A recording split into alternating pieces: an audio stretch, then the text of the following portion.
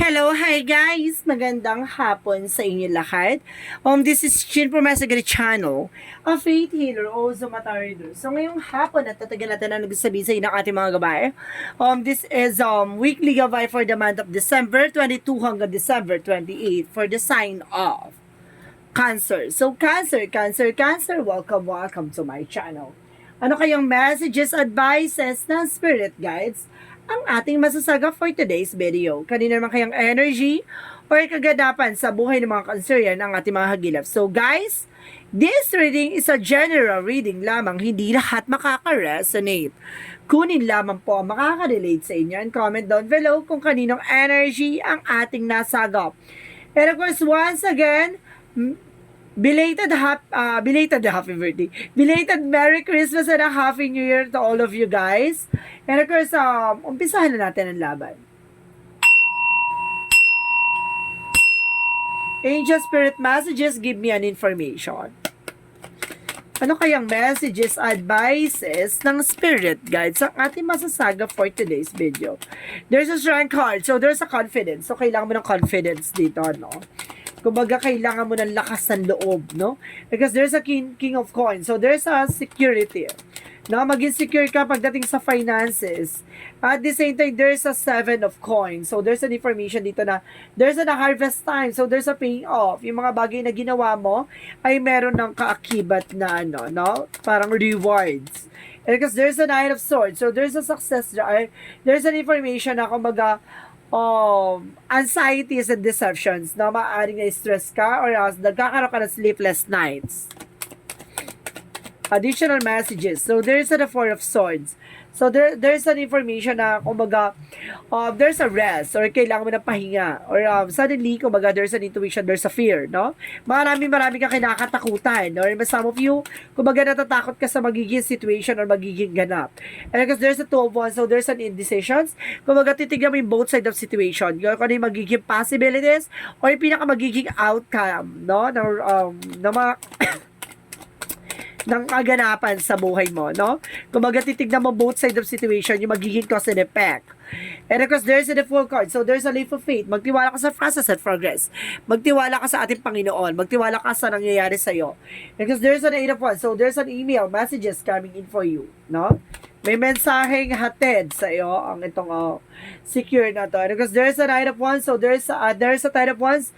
So, there's a burden, no? Maaaring, kumbaga, lahat ng mga sacrifices, lahat ng mga failure, and of course, there's a rejections, kumbaga magkakaroon na ng harvest time or reward, no? Because there's a Hangman, no? Kumbaga, some of you lutang ka. Some of you hindi ka makatulong, no? There's a Hangman, kumbaga, feeling mo, kumbaga, high na high ka sa ganung situation, no?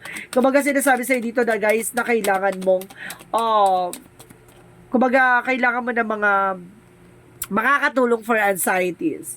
And because there's a Death card, na iwasan mo mag-isip, nag-overthink ka kasi, biling Fahrenheit. Because there's a Death card, so there's an ending and a new beginning, no? Kumbaga, may mga bagay na kailangan mo pakinggan ang inner voice mo, no? Kumbaga, marami sa paligid mo, kumbaga, yung mga bagay na kinakatakutan mo, no? So, let's see what is the Two of Wands. Mag-ingat ka kasi there's an ahas or something na traidor, no?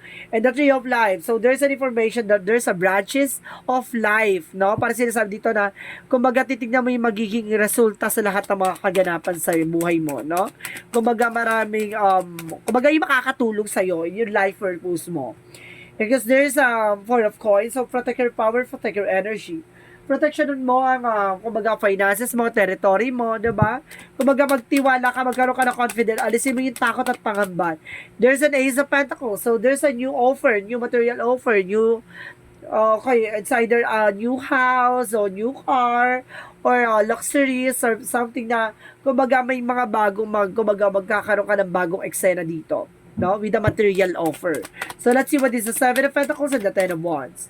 So, there's a Palace of Swords. So, there's a lot of burden. So, there's a lot of, kumbaga, traidor or backstabbing. So, big sabihin dito, lahat ng mga bagay na yan, kung naka-apekto sa'yo, yung mga bagay na hindi nakatulong sa'yo, yung mga bagay na nakakatulong sa'yo, kumbaga, magkakaroon ng, kumbaga, paying off or something, a reward, no? Or either, yung mga pinaghirapan mo, no, maaaring makuha mo na yung resulta. So let's see what is the Knight of Swords and of course the Hangman. So there's a Knight of Coins. So there's an information, kumbaga practical, no? Maging practical ka dito. Kumbaga na-stress ka kasi baka, kumbaga about sa finances, ganon. Kumbaga, maging secure ka, baka pinaghihirapan mo. Because there's an Eight of Pentacles dedicated sa trabaho, no? Kumbaga mag-focus ka lang. Alisin mo yung takot at pangamba mo. Kasi yun yung nagbibigay ng blockages, guys. Ang lakas ng sense dito, there's a fear and doubt. And because there's a Ten of Pentacles, sa long-term success and long-term investment, may pangmatagalan dito, ha? It's either success, relationship, kumbaga sa material offer. So let's see what is the outcome. Ang pinaka-outcome for you is the Ace of Swords. So there's a mental clarity, magkakaroon ka ng kaliwanagan. No, and because there's a justice, a good karma. So there's a karma, and because there's a judgment. So there's a wake-up call or something awakening. Para merong information dito, parang there's a red flags or something paalala ng ating divine na kumbaga makukuha mo yung hustisya na para sa'yo. Huwag ka mag-alala, no? Kumbaga justice will be served. So let's see about naman sa career. Additional messages per career. There's a the word card. So there's a travel. So some of you guys may travel dito, no?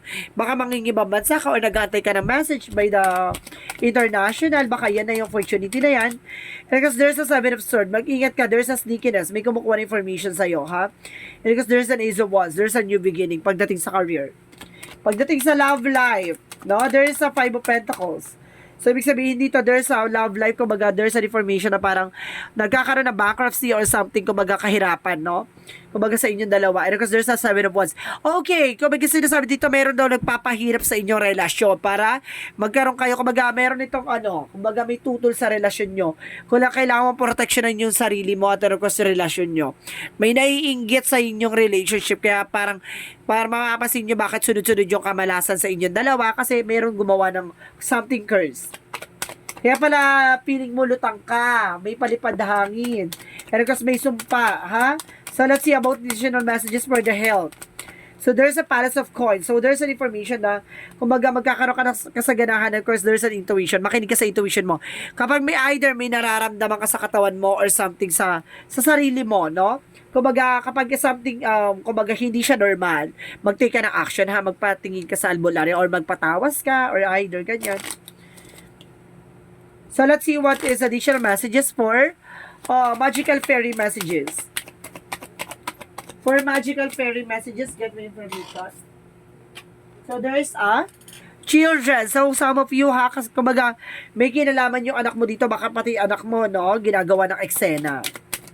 No, and of course, there's a birthday. So, some of you, baka may magbe-birthday, ganon. Kumbaga, there's an information dito na parang, baka yung anak mo magbe-birthday, ganyan. Kumbaga, baka merong magregalo na something, no, mag-ingat. Kumbaga, ito yung magsisilbing kasagutan sa mga tanungan mo pagdating sa birthday niya. And because there's a close of guarded, protectionan mo, no, yung grounds mo, even your family. And of course, there's a contract, career, and commitment. So, ibig sabihin dito, kumbaga magkakaroon ka ng kontrata pagdating sa career mo or pagdating sa trabaho mo. And because there's a commitment. And there's a freedom, no, makakalaya ka na sa because magkakaroon ka pa ng mga bagong oportunidad. Makakalaya ka sa mga negativities. And because para sinasabi dito, magtiwala ka sa ating angel spirit guides. So, let's see what is Archangel Raphael. There's a second option. So, kailangan mo na second option, no? And avoid allergies, no? Allergens. So, mag-ingat ka sa mga kung mag-allergy ka, no? Sa pagkain, sa gamot, o sa kung ano man yan, iwasan mo. And there's an infinite abundance. May kasaganahan dito na nag-aantay para sa'yo, no?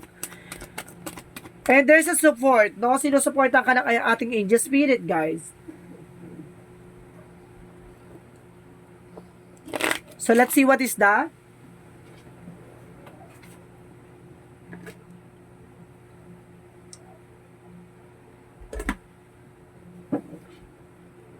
Let's see what is the energy.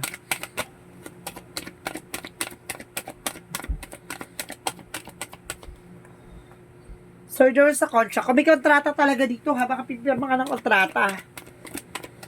May something kontrata. All tied up. No? Kailangan mong kumawala sa mga negativity and toxicities. And there's a caring connection. Meron dito about sa relasyon. May inggit talaga dito sa relasyon. Nalakas ang nasa-sense ko dito na lahat ng mga nararamdaman nyo ng person mo, or some of you, baka nagkaroon kayo na separation or something, na merong gawa sa inyo ng black magic involved. Ang laki ng inggit nito. So, there is an envy, no? Kumbaga, there is an information, no? Kumbaga, na sinasabi na magkakaiba tayo ng challenges sa buhay. Kumbaga, sinasabi na sa'yo dito na, kumbaga, pagalingan ng pagdala. Na there's a success coming in for you. Magsasuccess ka daw, no? At the end of the road. Oh my goodness. So, let's see what is additional messages. So, there's a dancing movement, no? Kumbaga, nasa sa'yo pa rin yung, kumbaga, paggalaw, no? Hindi magbabago yung situation mo na hindi ka nag-take ng action. And there's a third eye. So, meron ka ng hinala or something, may instinct ka, no? Or there's an information na parang malakas ang, ano mo, third sense, sixth senses mo, no? Kumbaga, kilala mo kung sino yung gumagawa sa inyo. Additional messages. Or may hinala ka na, ganon.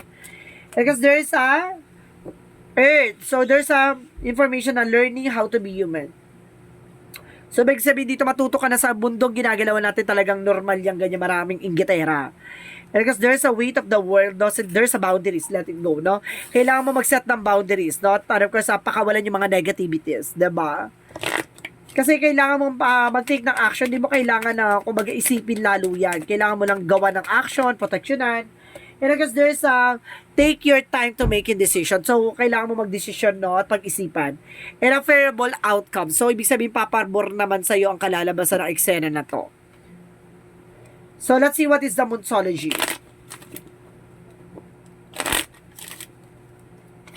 So, let's see what is the Monsology. The answer you need is coming. So, ibig sabihin ng kasagutan daw, no? Talagang parating na, no? Nandito na ang kasagutan. Malapit na. So, parang malapit ka na sa katotohanan o malapit ka na sa kasagutan. So, let's see what is the chakra messages for you. So, there's a perfection. So, ibig sabihin dito, kumbaga, may mga bagay na gusto mong maayos, no? May mga bagay na kailangan mong, kumbaga, alisin yung mga, something, kumbaga, hindi magandang eksena, kumbaga, gusto mo ayos naman lahat at stable. And of course, there's an information, there's a prayer. May mga bagay na kailangan mo ipagdasal. No, there's a prayer. So, kailangan mo magdasal palagi. So, let's see what is the Romance Angels. Pagdating sa Romance Angels, guys, there's a honeymoon. So, some of you, kung may mga asawa, partner dyan, there's a honeymoon. May magaganap na honeymoon. So, let's see what is the Romance Angels for Angel Spirit, guys, for Angels answer. So, guys, mag-isip na kayo ng mga question nyo. Bibilang ako ng 3. Kailangan nakapag-isip ka na, okay? 1, 2, 3. Angels answer. Give me an answer for your question.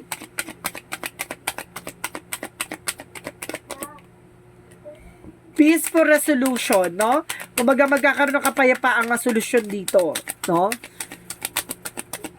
So, let's see additional messages. There's a you're ready. Maghanda ka na raw, no? Maghanda ka na raw. There's a maghanda ka na. You're ready. Saan ba yan? You're ready. And of course, there's a peaceful resolution, no? Kumbaga, magkakaroon ng kapayapaang solusyon dito. Mapayapang solusyon.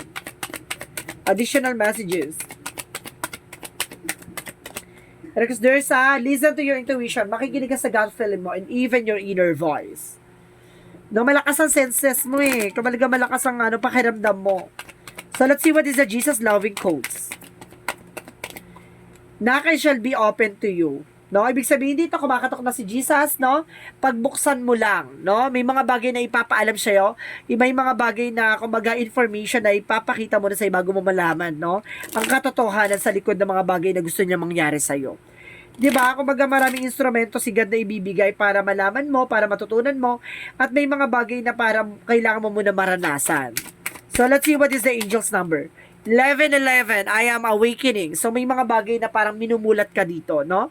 The universe is arranging people and experiences on your path to help you succeed and helping you wake up to who you truly are. So, parang binibigyan ka ng information o hudyat ng bagay na kailangan mo munang malaman sa sarili mo. Parang, umaga, parang binibigyan ka ng, or ginigising ka sa katotohanan, or ginigising ka sa mga bagay na dapat mong matutunan.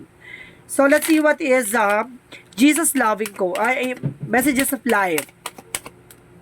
welcoming happiness. So, sinasabi dito guys, divine love is a manifesting in me, through me and around me. It attracts all that I need for benefit of my soul. As I work to increase my inner light, I evolve into meditations of love and joy. I reap and welcome the happiness and beauty of all I have sown. So, ibig sabihin dito may mga bagay na kumbaga ipapakita na sa'yo at kumbaga parang wini-welcome ka na sa mga bagay-bagay na magaganap dito. No? Kumbaga kailangan mo mag-attract ng all positivity para magkaroon ka ng positive outcome. 'Di ba? Iwas sa nega, iwas drama, guys. So, this is weekly gabay for the month of December 22 hanggang December 28 for the sign of Cancer. So, Cancer, maraming salamat for your wonderful reading. And see you in the next video. Bye-bye and babush.